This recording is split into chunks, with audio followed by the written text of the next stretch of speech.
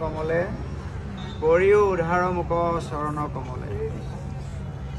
হে প্ৰভু ভগৱন্ত দৈৱকী নন্দন কৃষ্ণ, তোমাৰ অভয় চৰণলৈ আজি সমূহ পাপ বান্ধৱ মায় মাতৃ সমস্তই এই গুৰু আসন ভাগি প্ৰতিষ্ঠাৰ পাছতেই শৰণীয়া ঘোষাৰে শৰণাপন্ন হৈছে।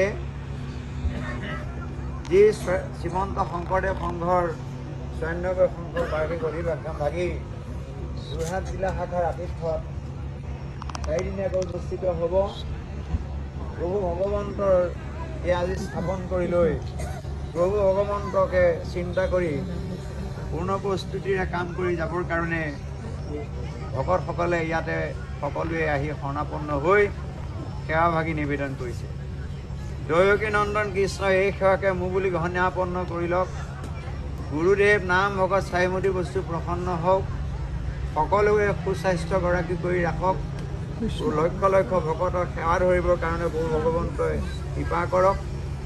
সমস্তখিনি অপায় মংগল নাশ কৰি গুৰুজনাৰ চৰণতে সেৱা কৰিবৰ কাৰণে প্ৰভু ভগৱন্তই কৃপা কৰিব। আৰু সেয়েহে গোবিন্দৰ চৰণত আমি সমস্তজনে সেৱক সমস্তৰ সেৱা ভাগি মহাপুৰুষবাণী অৰ্পণ কৰা হৈছে। অনিগুণ কৃষ্ণ